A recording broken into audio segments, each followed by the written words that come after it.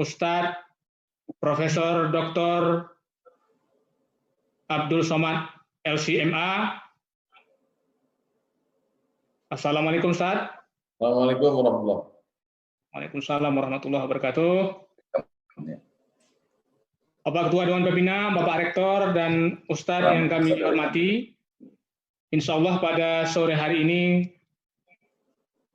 kami, keluarga besar Universitas Pasir Pangarayan beserta seluruh pendengar yang ada di dunia ini, baik itu untuk dalam negeri maupun luar negeri yang secara langsung mengikuti di berbagai media sosial kita, baik di Facebook, Instagram, dan juga media sosial yang lainnya, ingin mendengarkan bersama-sama tausiah dari Al-Mukarram Ustadz Abdul Somad, dan selanjutnya nanti yang lebih ditunggu-tunggu adalah sesi tanya-jawab, diskusi, yang barangkali nanti ada beberapa pertanyaan dari Dewan Pembina, Pak Ahmad, dan juga Pak Rektor Universitas Pasir Pangarayan.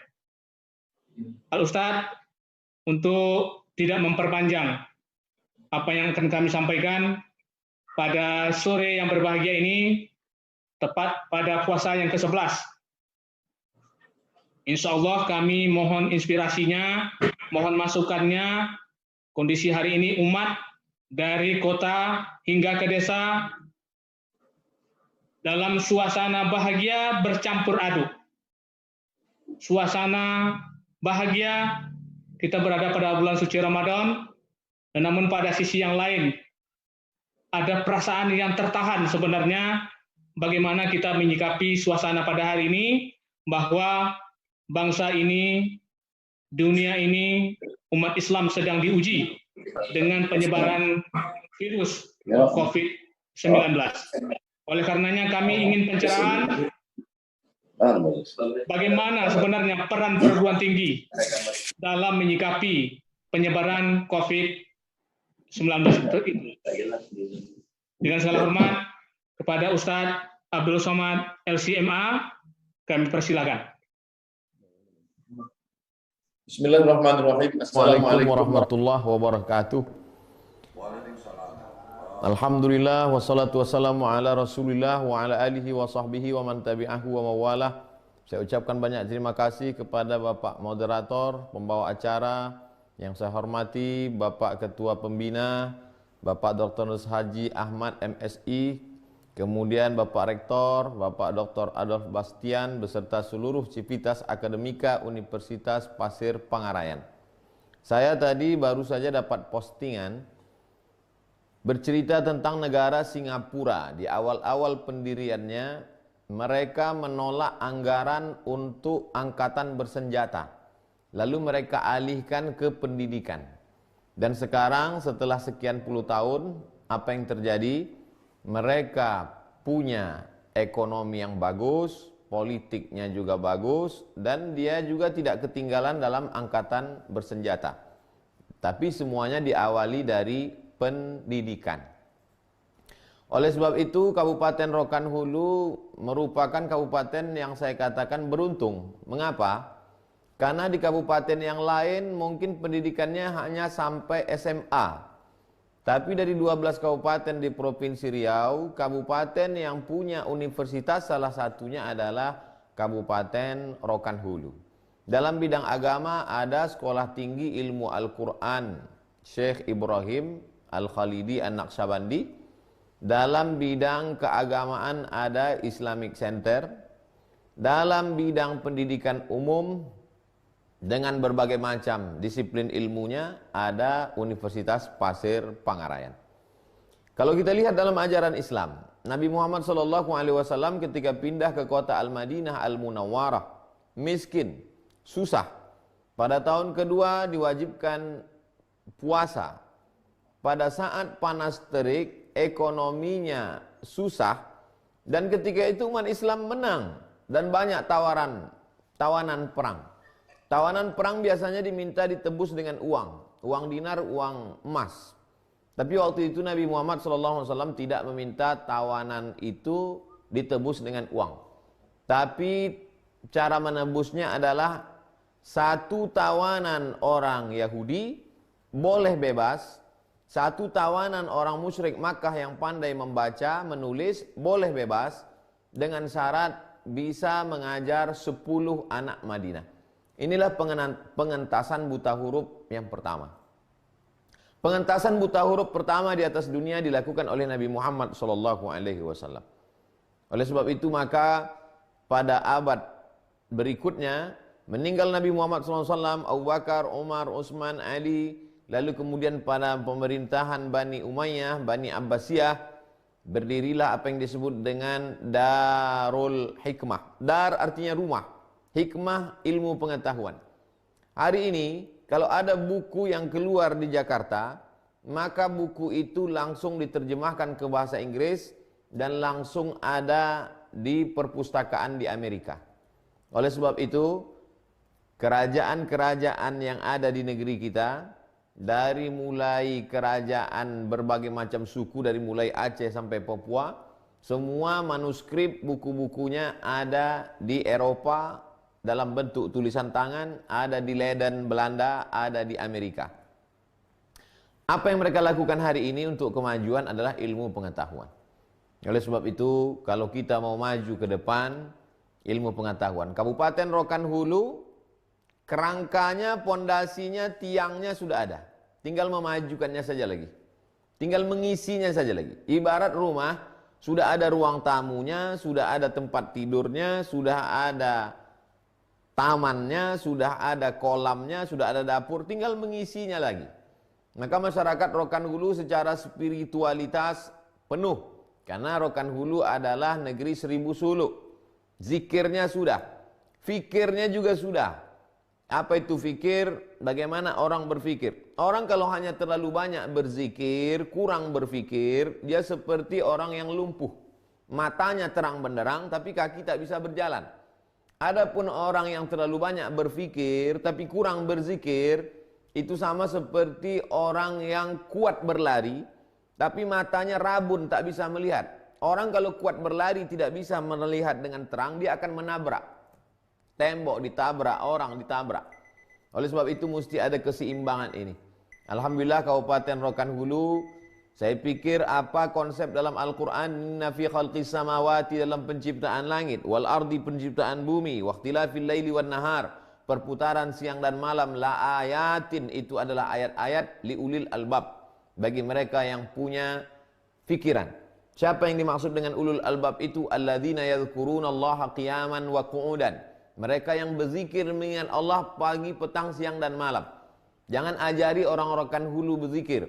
Karena sanad-sanad tarekat Naqsabandiyah tentang zikir itu, dari mulai Medan, Sumatera Utara, Langkat sampai ke Semenanjung Malaya, itu semuanya bermuara kepada Syekh Abdul Wahab Rokan. Rokan adalah Rokan Hulu.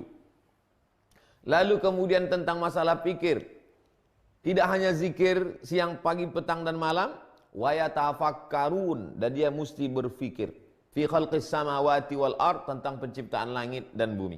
Kalau ini diwujudkan, maka akan lahirlah insan-insan yang berjalan di atas muka bumi. Mereka mampu berkata, Rabbana ma khalaqta hadza batila, tidaklah yang kau ciptakan ini sia-sia. Tidaklah yang kau ciptakan ini sia-sia. Semua yang kau ciptakan ini ada maknanya. Ada yang bisa digali. Dari dalam tanah muncullah eksplorasi minyak. Di atas tanah tanam tanaman subur, dari mulai kelapa sawit sampai kelapa hibrida, sampai karet, getah. Lalu kemudian mengelola hasil alam. Maka negeri ini insya Allah ke depan terlalu banyak yang mencaci maki kegelapan. Tapi insya Allah 1-2 yang menyalakan lilin. Kalau semuanya mencaci maki, kenapa gelap, kenapa mati lampu, kenapa tak ada yang menyalakan lampu, terang tak akan muncul. Tapi insya Allah ada 1-2 yang menyalakan lilin, dan insya Allah cahaya lilin itu akan hadir datang dari Rokan Hulu, insya Allah. Amin ya rabbal alamin. Oleh sebab itu kontribusi yayasan, universitas, Civitas Akademika, Universitas Pasir Pangarayan ditunggu kiprahnya ke depan. Dulu orang berpikir bahwa hebat itu di Jawa, di Jakarta, di Bandung. Hari ini persaingan global.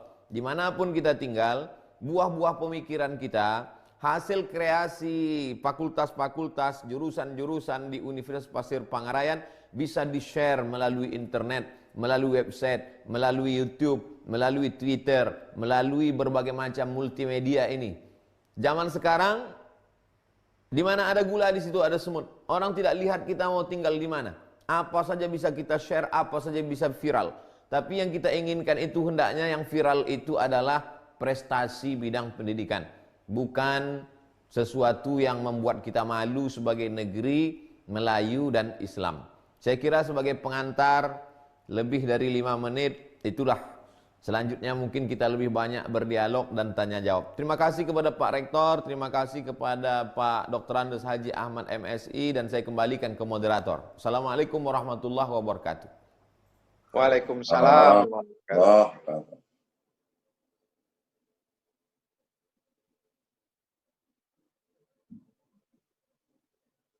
Baik, Bapak Ketua Dewan Pembina dan Pak Rektor, sama-sama kita dengarkan tadi pembukaan sebagai inspirasi bersama untuk keluarga besar Yayasan Pembangunan Rokan Hulu beserta Sivitas Akademika UPP. Kami mendengar dosen, pegawai, beserta seluruh mahasiswa-mahasiswa kita yang hari ini berada di Kabupaten Rokan Hulu, sebagian juga ada di beberapa daerah dan pedesaan, ikut bersama-sama mendengarkan dan juga menyaksikan bagaimana dialog kita pada sore hari ini, sebagaimana harapan dari Ustadz tadi, ke depannya Universitas Pasir Pangarayan di bawah naungan Yayasan Pembangunan Rokan Hulu akan berkontribusi lebih banyak bagaimana persoalan-persoalan bangsa pada hari ini bisa kita selesaikan secara baik dan benar. Baik, Pak Rektor, sambil kita menunggu beberapa hal yang perlu kita diskusikan dengan Al-Ustadz, kami persilakan jika ada yang perlu didiskusikan, sehingga nanti menjadi informasi ataupun inspirasi baru bagi rekan-rekan dosen Universitas Pasir Pangarayan.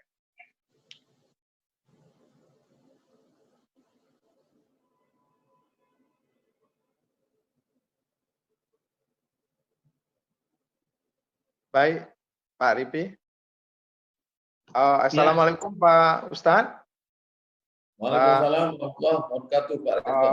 Pak Ahmad yang saya hormati serta host pada sore hari ini. Pak Ustadz, selama pandemi COVID-19 ini, saya selalu mendapat pertanyaan, baik dari mahasiswa, dosen dan karyawan juga masyarakat. Mereka bertanya kapan kira-kira COVID-19 ini akan berlalu. Sementara mungkin dari sejarah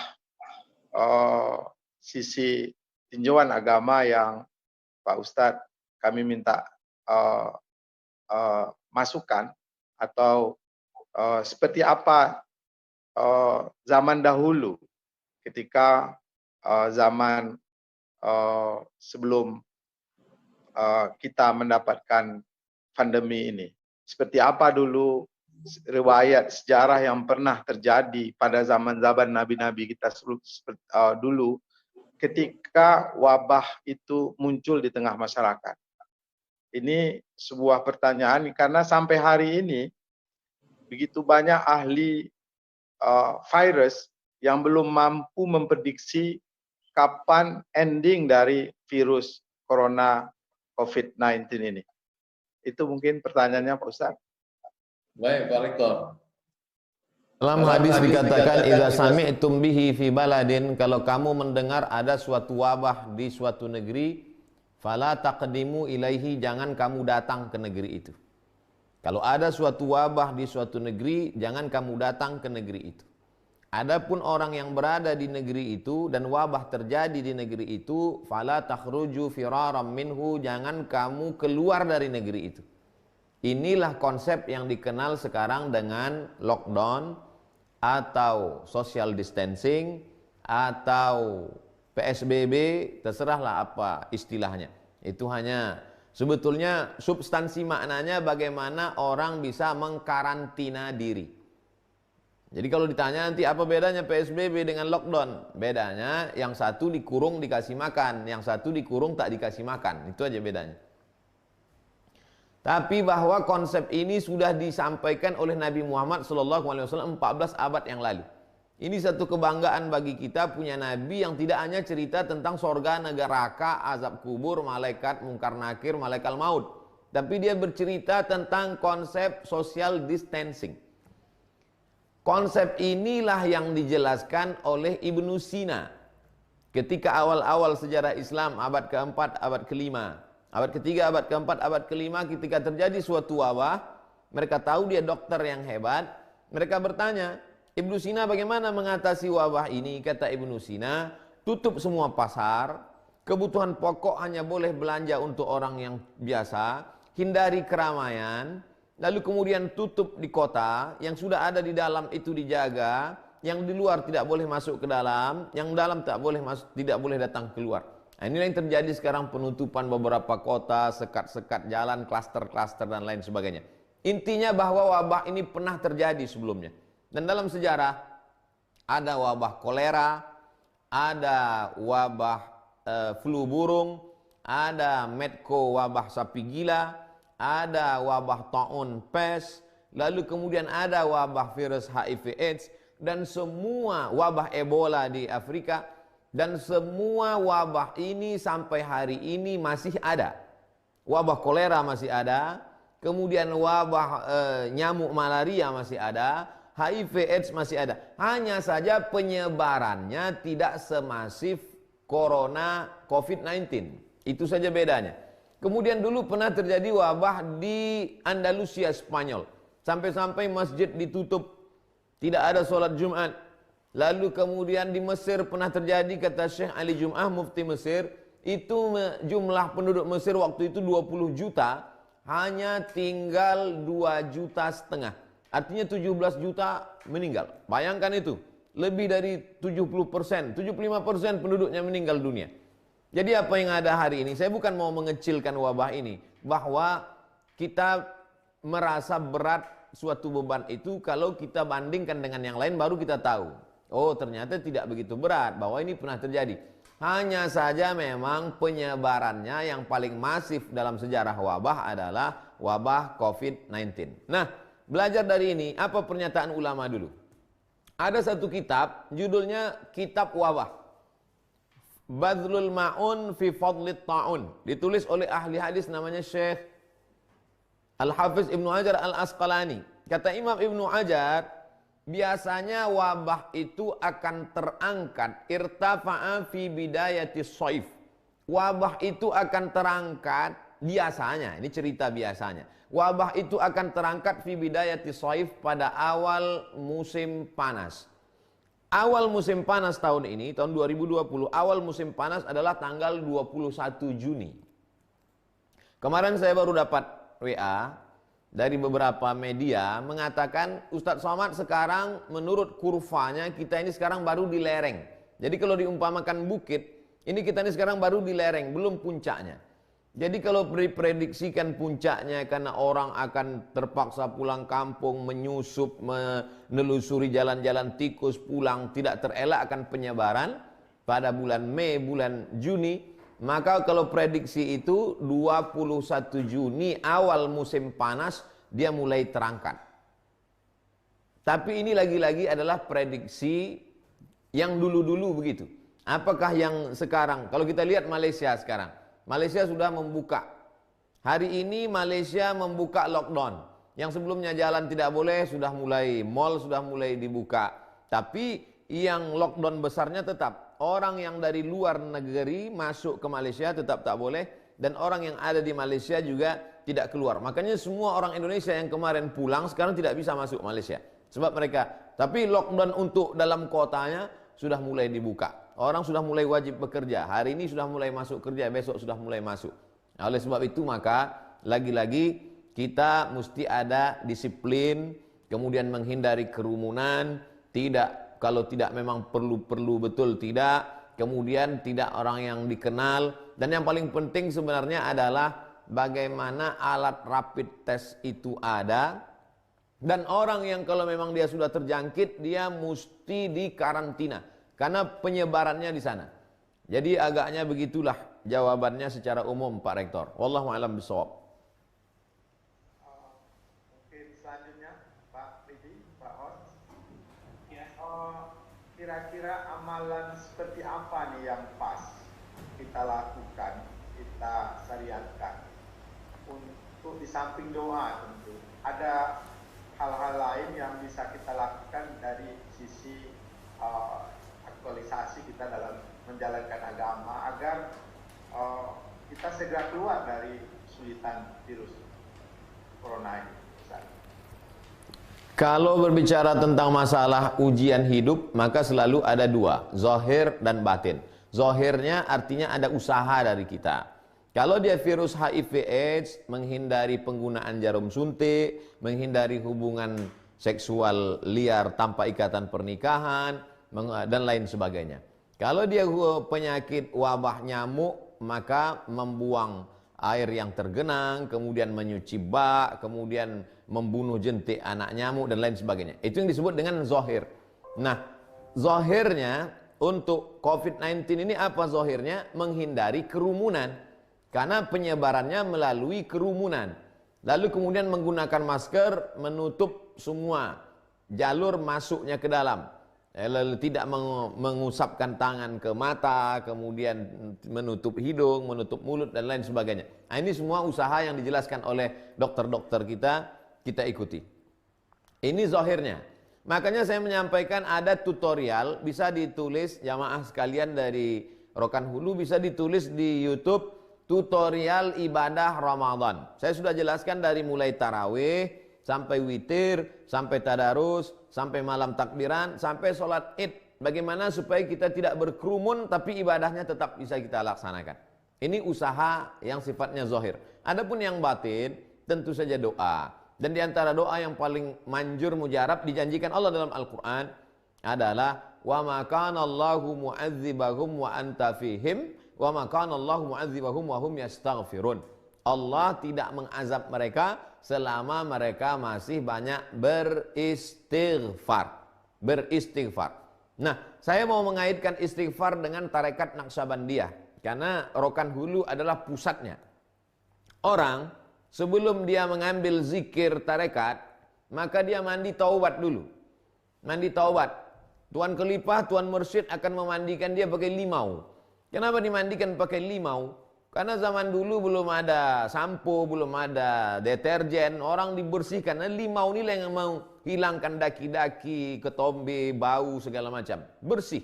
Setelah orang dimandikan dengan limau, lalu kemudian dia dibungkus dengan kain kafan. Untuk apa? Untuk merasakan ini gladinya kematian. Karena di sana diajarkan mutu qabla anta mutu. Matilah kamu sebelum mati. Dan orang ketika sedang bersuluk, di dalam suluk itu yang paling banyak dilakukan adalah sholat sunat taubat. Sholat sunat taubat mereka yang bersuluk itu kadang sampai berpuluh beratus kali. Istighfarnya tak terhitung lagi. Dari awalnya mandi taubat, lalu kemudian dia sudah seperti replika orang mati. Dan orang yang bersuluk itu pakai kelambu.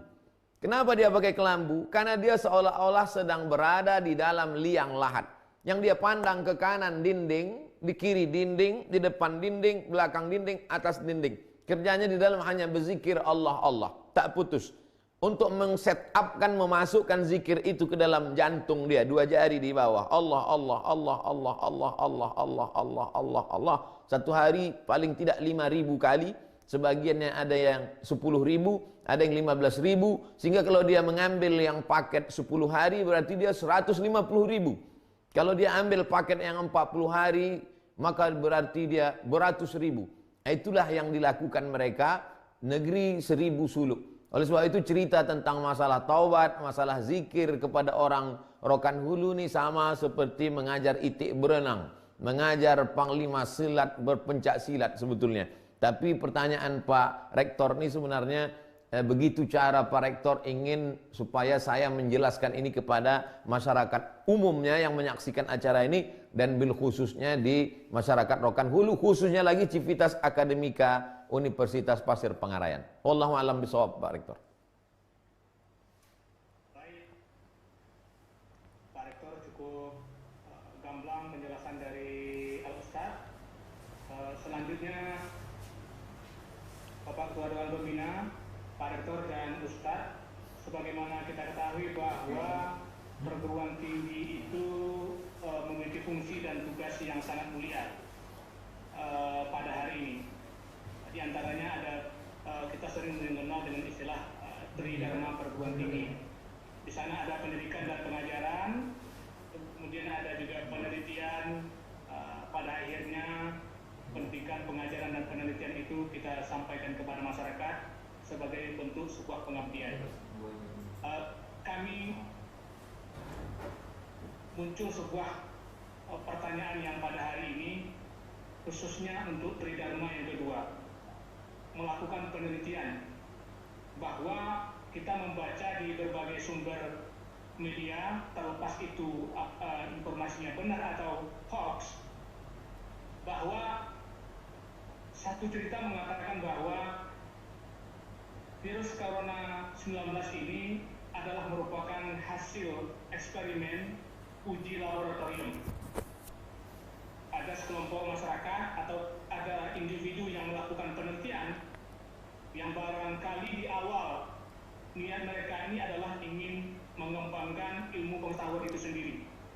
Nah, pertanyaan yang muncul bagi kami Sivitas Akademika, kedepannya kalau kami ingin meneliti, kemudian penelitian ini ternyata dalam prosesnya mengalami hambatan kiri dan kanan.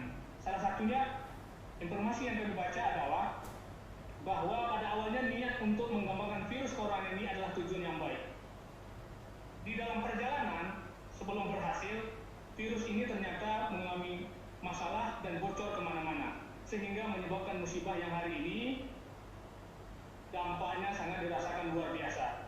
Pertanyaan kami Pak Ustadz, andai kami Sivitas Akademika UPP ke depan melakukan penelitian, kemudian ternyata penelitian itu di tengah jalan mengakibatkan musibah yang luar biasa bagi masyarakat.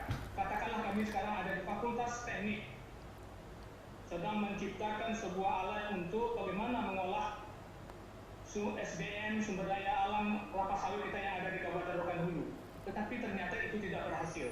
Nah, dalam sudut pandang agama Islam, dalam kajian fikihnya, Tridharma yang kedua ini seperti apa sih sebenarnya dalam pandangan agama kita? Demikian Ustaz. Baik. Ada yang disebut dengan unsur kesengajaan, ada yang disebut dengan unsur kekeliruan, ada yang disebut dengan unsur di luar perkiraan. Maka dalam Islam itu ada hukum haram, ada hukum makruh, ada hukum mubah. Dalam hadis dikatakan innallaha tajawaza an ummati ma akhta'a wa nasiya. Allah mengampunkan umatku kalau dia tersilap, tersalah, terkeliru dan terlupa. Oleh sebab itu kita selalu ada pengawas. Ada mahasiswa, ada dosen pengawas supervisor, ada profesor yang mengawasi, maka amat sangat ketat. Di sana ada laporan, 6 bulan sekali ada laporan dosen tentang beban kinerja dosen, BKD, tentang bagaimana pengajaran, bagaimana penelitian, bagaimana penunjang, Tridharma perguruan tinggi. Saya masih ingat lagi, karena saya termasuk dosen yang tak pernah terlambat, walaupun sekarang tak dosen lagi. Oleh sebab itu maka ini semua adalah, kalau sudah dengan seketat itu, ada profesor pengawas, ada ketua jurusan, ada rektor, ada dekan, ada ketua jurusan, diawasi oleh profesor, pengawas ini pula diaudit, lalu kemudian ada laporannya, terjadi juga kekeliruan, maka dia sudah di luar ambang batas kemampuan manusia. Dalam Al-Quran dikatakan la yukallifullahu nafsan illa wus'aha, Allah tidak menghukum di luar kemampuan manusia. Tapi kalau memang keteledoran, kekeliruan itu dibuat dengan unsur kesengajaan, maka dia menjadi dosa. Dan tidak hanya dosa satu generasi, tapi dosa jariah. Bayangkan itu semua orang mendapatkan mudaratnya, dampak negatifnya. Tapi jangan ketakutan ini membuat Civitas Akademika menjadi enggan untuk berkreasi. Sehingga mahasiswa peneliti-peneliti menjadi pasif. Tidak ada lagi kinerja, tidak ada lagi karya-karya. Teruslah berkarya. Baik itu dari fakultas teknik, fakultas pertanian. Kita tahu Rokan Hulu negeri yang subur, dari mulai pertanian, ikannya, kemudian sungainya, kemudian pula tanahnya yang subur, kebun menghijau. Ini semua sumber daya alam kita mesti bangkit. Kita faham. Saya mendapatkan laporan beberapa tentang kesiapan pangan kita, bahwa sekarang bulan Mei, bulan Juni, kesiapan pangan hanya sampai bulan Juni, bulan Juli, maka sudah dianjurkan untuk kembali bercocok tanam. Nah, ini dari Fakultas Pertanian, bagaimana ternak ikan yang sekian puluh hari atau sekian bulan, dalam satu tempat ada ternak ikan, ada sayur mayur, padi, sehingga makanan pokok masyarakat ke depan, sehingga tidak terjadi krisis pangan dan lain sebagainya. Ini tanggung jawab kampus, bertanggung jawab dalam hal ini. Oleh sebab itu jangan pernah khawatir, takut untuk membuat sebuah penelitian dengan pengawasan yang ketat. Insya Allah kampus menjadi salah satu solusi di tengah masalah kita. Wallahu a'lam bishawab. Terima kasih Ustaz. Kami yakin dan percaya seluruh dosen Universitas Pasir Pengarayan dan juga seluruh dosen yang ada di negeri ini akan bangkit semangatnya kembali untuk meneruskan, melanjutkan beberapa program hibah penelitian yang diberikan oleh Dikti, sehingga tidak ada keraguan. Pada awalnya tadi Ustaz menjelaskan tergantung niat kita dan manapun seperti apabila kita menjalankannya. Kalau itu memang sebuah ketelodoran dan kesengajaan, tentu memang dosa lah yang akan kita hadapi secara turun-menurun. Baik, Pak Ustaz, selanjutnya kami persilakan Bapak Ketua Dewan Pembina, Pak Haji Dr. Andes Aman MSI. Masih. Assalamualaikum warahmatullahi wabarakatuh. Waalaikumsalam warahmatullahi wabarakatuh, Pak. Ustaz, mohon dimuliakan Allah Ta'ala, Pak Rektor, serta atas para petani, kita cukup berbahagia dan bangga bahwa kita dapat live forum secara virtual dengan Ustaz kita yang sudah menjadi aset nasional, Sultan. Mengenai wabah COVID-19 ini, Ustaz, secara edukasi kesehatan kan sudah cukup banyak lah kita terima apa yang harus lakukan. Nah, sekarang kita sedang menghadapi cobaan ini atau wabah ini. Tentu sesuatu hal yang belum oleh Allah SWT, tentu ada hikmah. Nah, dalam kondisi yang kita hadapi sekarang ini, secara religius, apa yang harus kita lakukan, baik secara pemerintahan maupun masyarakat? Apa yang kita lakukan? Dan setelah itu, pasca ini juga apa yang kita lakukan sehingga bala ini tertolak dari negara kita ini. Tertolak, tidak masuk, bukan ditolak, tertolak. Kalau ditolak ada daya kita menahannya. Tapi kalau tertolak otomatis. Untuk itu pandangan-pandangan Ustaz, apa yang dilakukan oleh masyarakat, apa oleh pemerintah kita ini, sehingga diri kita ini aman dari musibah yang saat ini silih berganti. Memang musibah itu memang datang dari Allah, tidak ada tanpa izin Allah sesuatu musibah. Kita pun banyak dapat siar-siar dalam Al-Quran bagaimana nasib daripada umat Nabi Nuh, umat Nabi Saleh dan seterusnya. Nah, itu mungkin perlu dicarakan sehingga apa yang harus kita lakukan dari sisi rezeki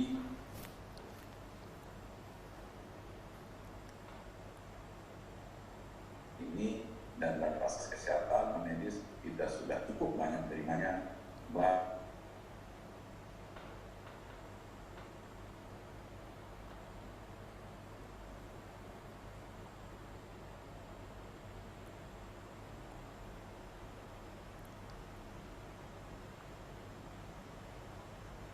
Halo, putus. Sinyalnya Pak ini.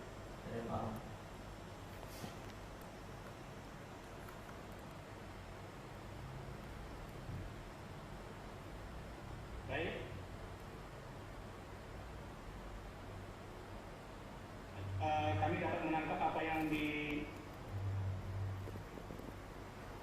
dipertanyakan oleh Bapak Ketua Dewan Pembinaan tadi, Al-Ustadz,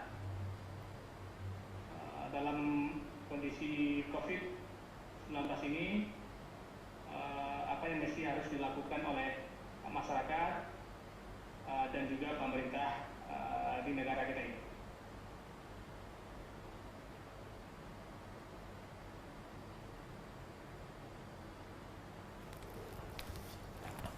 A'udzubillahi minasyaitonirrajim. Dalam sebuah ayat Allah bercerita, daraballahu mathalan lilladzina, Allah memberikan contoh untuk orang-orang yang ada di atas dunia ini tentang suatu negeri aminatan mutmainnah, negeri yang aman, tentram, adem, ayem, tenang.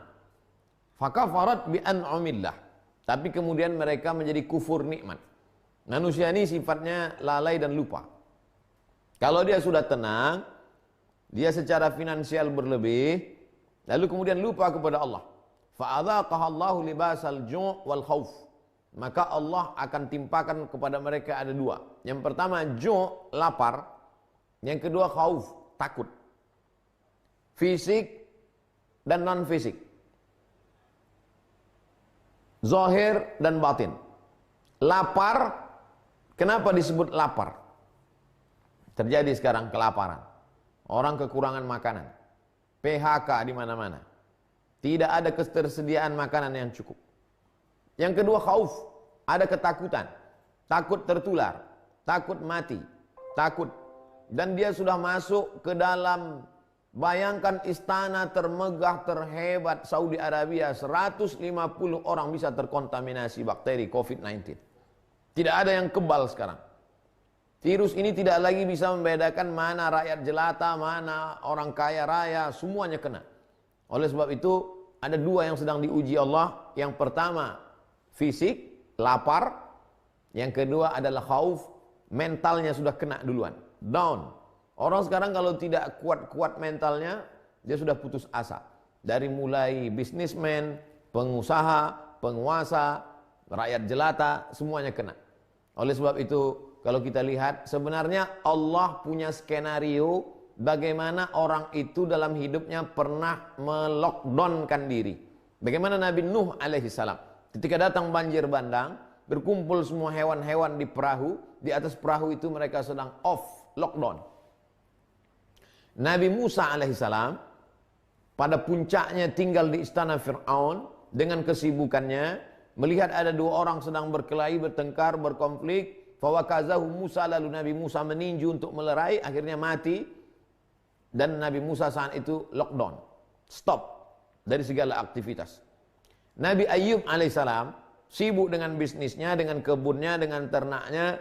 Lalu kemudian Allah uji dia, meninggal anaknya, mati ternaknya, kering kebunnya, datang penyakit kulit, lockdown. Lalu kemudian Nabi yang dimakan oleh ikan, masuk ke dalam perut ikan, Nabi Yunus alaihissalam, dengan segala aktivitasnya, keumatannya bersama dengan hamba Allah, tapi kemudian masuk lockdown. Nabi Muhammad SAW pernah juga mengalami lockdown ini, stop kontak dengan makhluk 3 kali, pada umur 38, pada umur 39, pada umur 40. Dan hari ini seluruh umat manusia di dunia ini lockdown. Dan ketika lockdown apa yang terjadi? Ternyata udara lebih bersih. Ternyata pantai-pantai yang sebelumnya banyak sampah, sekarang laut lebih bersih, ikan lebih bisa hidup, udara lebih cerah. Artinya apa? Ini cara Allah Subhanahu wa taala. Ada dalam bentuk gempa bumi, ada dalam bentuk gunung meletus, ada dalam bentuk wabah kolera, ada dalam bentuk wabah virus HIV/AIDS. Nah, setelah kita tahu bahwa ini sunnatullah, terjadi pada siapapun, ada hikmah di balik itu semua, apa yang perlu kita lakukan? Yang perlu kita lakukan adalah merenung, menemukan titik balik, yang selama ini pelaku dosa maksiat dia bertaubat, lalu kemudian setelah kita ketahui ini semua, apa penangkalnya? Supaya tidak hanya dari kita, tapi Allah melindungi kita, maka Allah Subhanahu wa taala menjanjikan, walau anna 'alal qura amanu wattaqau. Kalau penduduk negeri itu beriman, bertakwa, Allah hanya minta dua saja, iman, percaya kamu kepadaku, pakai hukum-hukumku, laksanakan perintahku, jauhi laranganku, wattaqau, takut kamu kepadaku, la fatahna alaihim barakatin, kami akan turunkan barokah minas sama, dari langit, wal ard, dari bumi. Oleh sebab itu langkah-langkah preventif baik yang jangka pendek, jangka panjang dilaksanakan. Yang jangka pendek, tutup airport, jangan lagi masuk orang luar ke dalam negeri ini. Jangan sampai masjid disuruh kosongkan, jangan sampai orang dilarang sholat ke masjid, tapi orang luar masuk dibebaskan. Jangan sampai ke orang sendiri kita tegas bukan main, tapi ketika keluar lunak lembutnya bukan main. Ini akan membangkitkan kemarahan umat, juga kemarahan Allah Subhanahu wa taala. Ini langkah-langkah yang paling dekat untuk saat ini. Lalu kemudian masyarakatnya pula disiplin. Saya sebagai ustadz sudah menjelaskan bagaimana tutorial dari mulai sholat tarawih, sholat witir, tadarus, baca Quran, malam takbiran, sampai sholat idul fitri, idul adhanya pun sudah saya jelaskan. Supaya apa? Supaya kita ada solusi tentang masalah ibadah, tidak merasa meninggalkan ibadah, tidak merasa meninggalkan masjid, tidak merasa meninggalkan Allah. Kita hanya sekarang sedang satu, menghindari kerumunan. Lalu kemudian kalau Allah sudah berjanji, kamu akan laksanakan perintahku ini, Allah janjikan dua. Falyabudu rabb hadzal bait. Kamu beribadah kepadaku, laksanakan aturanku, maka ku bebaskan kamu dari dua. Yang pertama, amana at'amahum min ju'. Kalau kamu lapar, aku beri kamu makan. Yang kedua, wa amanahum min khauf. Aku cabut rasa takut dari dalam hati kamu. Dua ayat yang saya baca di awal dan di ujung menceritakan tentang dua. Yang pertama, kalau kita kufur nikmat, akan Allah pasangkan dalam diri kita dua, rasa lapar, rasa takut. Tapi kalau kita kembali ke jalan Allah, Allah keselamatkan kita dari dua. Falyabudu rabb hadzal bait. Banyak-banyak kau beribadah, banyak-banyak kau dekatkan diri kepadaku, akan kubalas dengan dua. At'amahum min ju', kalau kau lapar akan aku kenyangkan, wa amanahum min khauf, rasa takut akan kucabut dari dalam dirimu. Inilah langkah pendek untuk saat ini dan langkah ke depan untuk jangka panjang. Mudah-mudahan negeri ini tetap menjadi baldatun thayyibatun wa rabbun ghafur. Wallahu a'lam bishawab.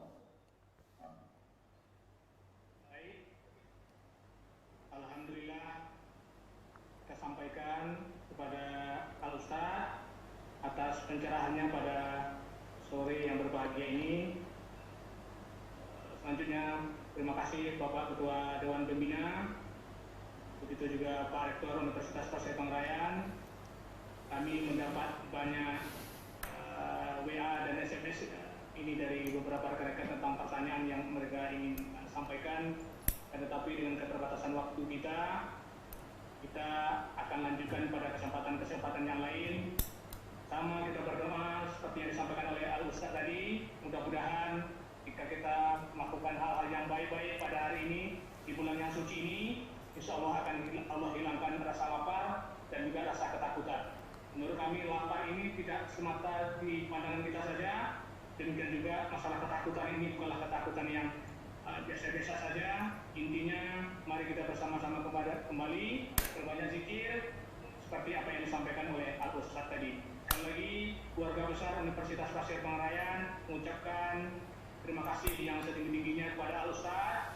Kami mendoakan semoga Ustaz tetap sehat, amin, tetap bisa memberikan tausiah, menjawab pertanyaan-pertanyaan yang luar biasa sesuai dengan perkembangan zaman pada hari ini, sehingga kami yang notabene-nya berada di kampus umum secara sederhananya pengetahuan tentang agama ini mungkin di bawah pas-pasan, pada waktunya tetap mendapatkan pencerahan dan jawaban yang pasti, sehingga semangat untuk melaksanakan Tridharma perguruan tinggi itu semakin hari semakin membaik. Amin. Terima kasih.